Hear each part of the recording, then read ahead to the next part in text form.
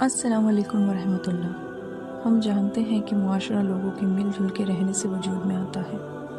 آپس کے تعلقات خوشگوار ہوں گے تو یقیناً ایک خوشگوار معاشرہ وجود میں آئے گا۔ لیکن شیطان انسان کا کھلا دشمن ہے۔ وہ انسان کو کبھی پھلتا پھولتا نہیں دیکھ سکتا، اور اسپیشلی ازواجی زندگی میں وہ آتا ہے اور ہمیشہ ان رشتوں میں دراریں ڈالنے کی کوشش کرتا ہے۔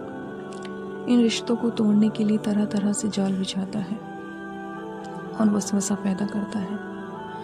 جب ایک لڑکی کسی گھر میں بہو بن کر آتی ہے تو اس ساس کے دل میں وسوسے پیدا کرتا ہے کہ دیکھو، اس کو تو کام کرنا ہی نہیں آتا، اس کو تو کسی کام کا سلیقہ ہی نہیں ہے، اسے تو کھانا ہی بنانا نہیں آتا، اسے تو کپڑے پہننے سے ہی فرصت نہیں ہے۔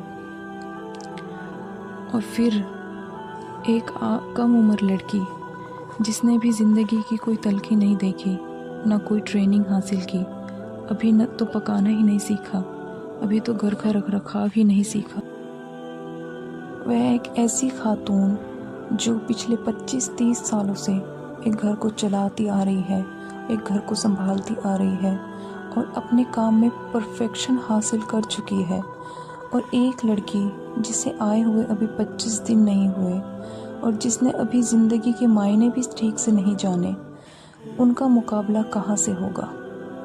اور یہی بات، انہی باتوں کو لے کر پھر دل میں شیطان کڑھن پیدا کرتا ہے، حسد پیدا کرتا ہے، اور پھر وہ کڑھن دل سے ہوتے ہوئے زبان پر آ جاتی ہے، اور یہی باتیں ازواج زندگی کو ختم کرنے کے لیے شیطان کافی ہوتی ہے۔ بیوی کے دل میں وسوسے ڈالتا ہے اور وہی کہتا ہے کہ اپنی ساس کو کمپیئر کرو اپنی ماں کے ساتھ، اور اپنے شوہر کو کمپیئر کرو اپنے والد کے ساتھ، اور ایسا کبھی نہیں ہوتا، اور ہم یہی سوچتے رہتے ہیں کہ جیسا ہم اپنے گھر میں رہ رہے تھے ویسے ہی سب کچھ ہمیں یہاں پر بھی ملے گا۔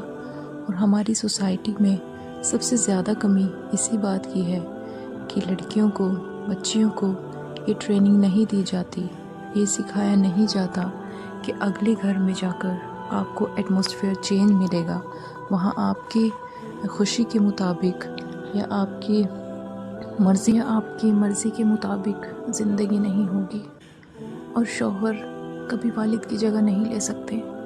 والد ہمارے باپ ہوتے ہیں، ہم ان کی اولادیں ہوتی ہیں، ان کے ساتھ ہمارا رشتہ الگ ہوتا ہے اور شوہر کے ساتھ ہمارا رشتہ الگ ہوتا ہے۔ یہ سارے وسوسے شیطان ڈالتا چلا جاتا ہے اور ایک گھر کی، ایک فیملی کی بنیاد کو کھوکھلا کرتا چلا جاتا ہے، جس سے رشتوں میں دراریں پڑتی چلی جاتی ہے۔ اصل میں مجھے لگتا ہے کہ جہاں تک ہماری تربیت کی بات ہے تو ہماری تربیت میں ہمیں یہ کہیں نہیں سکھایا جاتا کہ لڑکیوں کو اپنے سسرال میں جانے کے بعد ان سب سچویشنز کا سامنا کرنا پڑ سکتا ہے، کہ ہم ان کو پہلے سے تیار نہیں کرتے اس چیز کے لیے۔ اور جہاں تک مردوں کا خیال ہے، مردوں کو یہ لگتا ہے کہ سارے گھر کی ذمہ داری صرف عورت پر ہوتی ہے، بچے پالنا صرف اس کا کام ہوتا ہے، بچہ اگر رات میں 10 بار بھی بستر گیلا کرتا ہے تو اسے صرف ایک عورت ہی سمیٹے گی، گھر کا کھانا بنانا چاہے عورت کتنی بھی بیمار ہے اسی کی ذمہ داری ہے، وہ گھر کے سارے کام کرتی ہے، صبح اٹھنے سے لے کر رات کو سونے تک اس کی ڈیوٹی ہر وقت آن رہتی ہے، اس پر ان کے والدین کو بھی سنبھالنا، بچوں کو بھی سنبھالنا، اور گھر آنے کے بعد ہسبینڈ کو ایک اسمائل بھی دینا، اور پھر سامنے سے یہ جواب سننے کو ملتا ہے کہ اس کا تو کبھی موڈ ہی صحیح نہیں رہتا۔ آپ بتائیں، کیا یہ ناانصافی نہیں ہے؟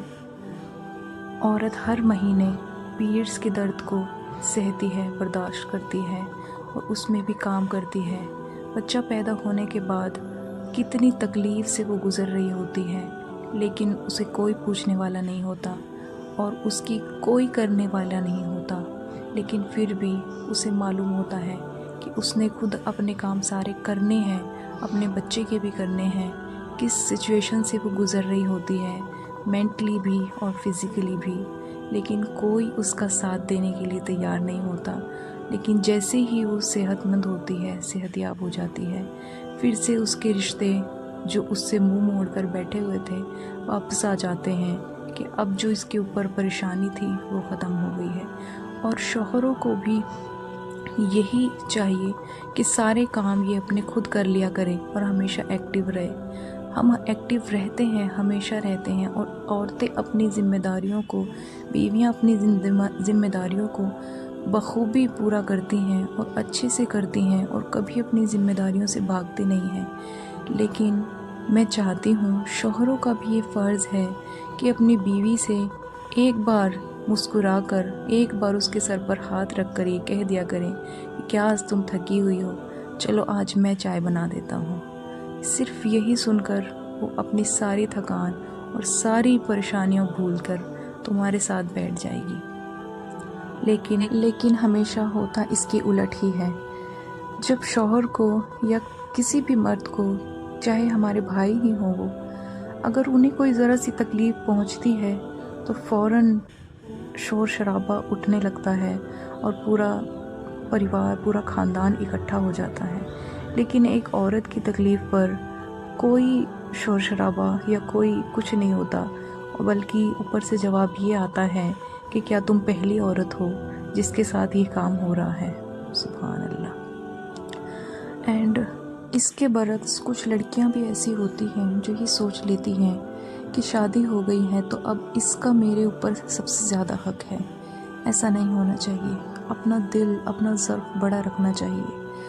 وہ یہ سوچتی ہے کہ ابھی کسی سے بات نہ کرے، کہ اپنی بہنوں سے، اپنے بھائیوں سے، اپنے والدین کے ساتھ ٹائم سپینڈ نہ کرے۔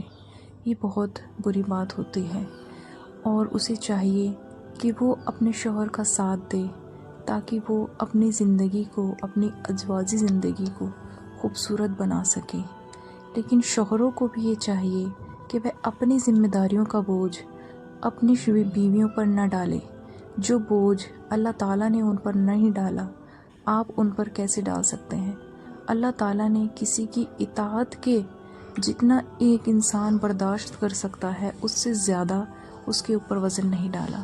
اگر سسرال کی خدمت کرنا بیویوں پر فرض ہوتا تو اللہ تعالیٰ اس کو فرض قرار دیتے۔ اللہ تعالیٰ نے اس کو فرض قرار نہیں دیا، تو سسرال پر ایک بیوی کی سسرال کی خدمت کرنے کی اتنی ہی ذمہ داری ہے، میں جہاں تک سمجھتی ہوں، جتنی کی داماد کے اوپر اس کے سسرال والوں کی خدمت کرنے کی ذمہ داری ہے۔ جیسے ایک داماد اپنے ساس سسر کی خدمت کرے، جیسے وہ اس کے والدین کے ساتھ تعلقات رکھے، معاملات کرے، ایسے ہی پھر ایک بہو کو بھی اپنے سسرال کے ساتھ تعلقات اور بیہیویئر رکھنا چاہیے۔ میں تو یہی سمجھتی ہوں، اور آپ کی کیا رائے ہے اس پر مجھے کمنٹ کر کے ضرور بتائیے گا۔ ساری سچویشنز ہر گھر کی الگ الگ ہوتی ہیں، میں یہ نہیں کہتی کہ ہر گھر کی یہی کہانی ہے، لیکن میجورٹی ہمیں یہی بتاتی ہے کہ ہر گھر میں فتنے اور فساد کا دور ہے۔ اللہ تعالیٰ ہم سب کو اس پر صبر اور استقامت عطا فرمائے۔ اللہ کے نبی صلی اللہ علیہ وسلم نے ارشاد فرمایا کہ انصار کے لوگ جو ہیں بہت ہی اچھے لوگ ہیں، کیونکہ وہ جب کسی کی بچی کو بیاہ کر اپنے گھر لاتے ہیں تو اسے ذرہ برابر بھی احساس نہیں ہونے دیتے کہ وہ اپنے سسرال میں ہے، وہ اپنا گھر چھوڑ چکی ہے۔ سبحان اللہ، ایسے لوگ بھی دنیا میں موجود ہیں اور آج بھی موجود ہیں۔ میں آج کی جنریشن کو یہی پیغام دینا چاہتی ہوں، سبھی لڑکیوں کو، کہ اپنے عمل کو دوسروں کے ساتھ کمپیئر کر کے نہ ریئیکٹ کریں کہ اگر وہ اچھے نہیں تو میں کیوں اچھی بنوں، اور اگر وہ اچھے ہیں تبھی میں اچھی بنوں گی۔ ایسا نہیں ہونا چاہیے۔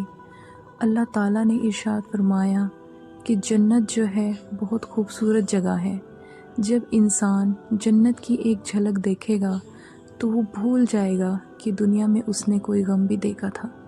اس لیے اپنے اخلاق بہتر کریں، چاہے کوئی اچھا ہو یا نہ ہو، ہمیں اپنے اخلاق خوبصورت کرنے ہیں۔ تمام عبادتوں میں سے جو بہترین عبادت ہے، وزن عبادت ہے، وہ حسن الاخلاق ہے۔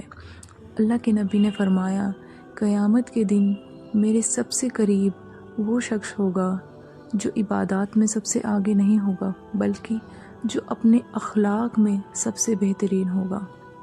تو ہمیں چاہیے کہ ہم سب سے اپنے دل کو صاف کریں اور معاف کریں اور اپنے رب کو راضی کریں، اور ہم نے اپنی دنیا کو اور اپنی آخرت کو بہتر بنانے کے لیے کوشش کرنی ہے، اور ہمیں اپنے رب کو راضی کرنا ہے۔ اس لیے میں سبھی لڑکیوں سے جو میری عمر کی ہیں یا نئی عمر کی لڑکیاں ہیں جن کی شادیاں ہوئی ہیں اور جو نئی اپنی سسرال پہنچی ہیں یا جو اس سچویشن کو فیس کر رہی ہیں، سب سے میری یہی گزارش ہے کہ آپ اپنے اللہ کو راضی کریں اور اپنے رب کو راضی کرتے ہوئے صبر کا جتنی بھی وزنی عبادتیں ہیں ان سب میں وزنی چیز حسن اخلاق ہے۔ اچھا اخلاق قیامت کے دن بھی انسان کو جنت میں لے جانے کا سبب بنے گا۔ جنت انتہائی خوبصورت بستی ہے، وہاں ہر کوئی نہیں جا سکتا، وہاں وہی جائے گا جن کے ظرف بڑے ہوں گے۔ اتنی بڑی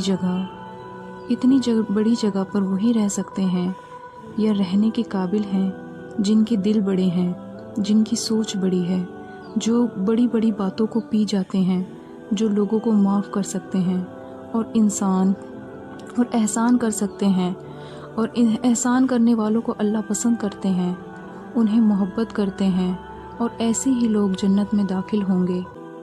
جب آپ صلی اللہ علیہ وسلم کو جنت دکھائی گئی تو آپ خوش ہو گئے اور فرمایا یہاں کون نہیں آنا چاہے گا، لیکن جب آپ کو اس کا راستہ دکھایا گیا تو آپ انتہائی اداس ہو گئے۔ اس کا راستہ انتہائی مشکل اور کانٹوں سے بھرا ہوا تھا۔ آپ نے فرمایا یہاں صرف صبر اور ہمت والے ہی آ سکتے ہیں۔